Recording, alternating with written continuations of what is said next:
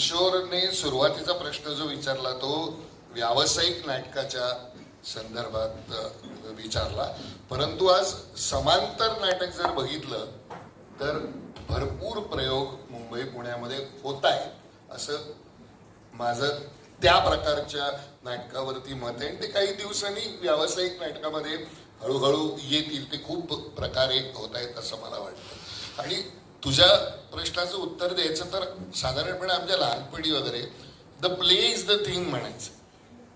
नाटक हा साहित्य प्रकार आहे मला वाटत नाही. नाटक हा कला प्रकार आहे, त्यात साहित्य सुद्धा येतं. म्हणजे आता शफात खान सरांनी सांगितलं ते, आणि पीटर ब्रूक्सचं सरळ सरळ एम्प्टी स्पेस मध्ये म्हणणे, any person walking on the street and other person watching him is an act of theatre. त्यात तो, आणि यांनी जे वर्णन केलं त्याप्रमाणे नाटकातला शब्द हा विराम सुद्धा असू शकतो. नाटकातला शब्द हा नटाचं शरीर वापरणं सुद्धा असू शकतो. तर मला असं वाटलं की ही समज या पिढीमध्ये जास्त वाढली एका विशिष्ट काळानंतर.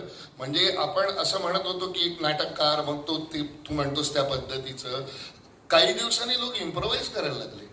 याच्या आधी इथे जे नाटक झालं बॅकस्टेज वाला, ते संपूर्ण नाटक मी काही वेळ बघत होतो, आपल्याला चर्चा करायची होती म्हणून मी आत आलो, पण ते संपूर्ण नाटकच इम्प्रोव्हाइज केलेलं आहे. पण त्याचं दुसरं उदाहरण यदा कदाचित सुद्धा आहे.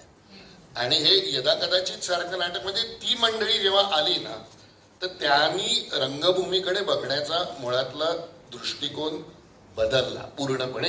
आणि हे मी व्यावसायिक बद्दल, तुझा प्रश्न आहे म्हणून व्यावसायिक बद्दल म्हणतो. आणि मला असं वाटतं की हा बदल अपरिहार्य आहे. महेश त्याच्या एकंदर रचनेबद्दल किंवा त्याचं पुढे काय व्हावं याबद्दल बोलतो, पण हा बदल अपरिहार्य आहे. आणि जर आत्ता जितकी नाटकं व्यावसायिक रंगमंचावरती सुरू आहे त्याच्या दृश्य रूपाचा विचार होणं गरजेचं आहे, परंतु ती वेगवेगळ्या विषयांवरची आहे. वेगवेगळी सेन्सिबिलिटी असलेली माणसं आज ते नाटक करतायत, ती बदलते ना.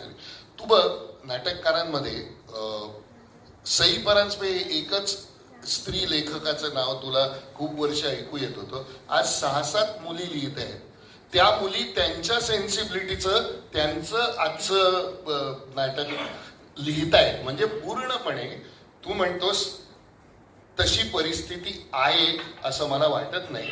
नाटकाच्या लेखनाचं रुपडं बदललं.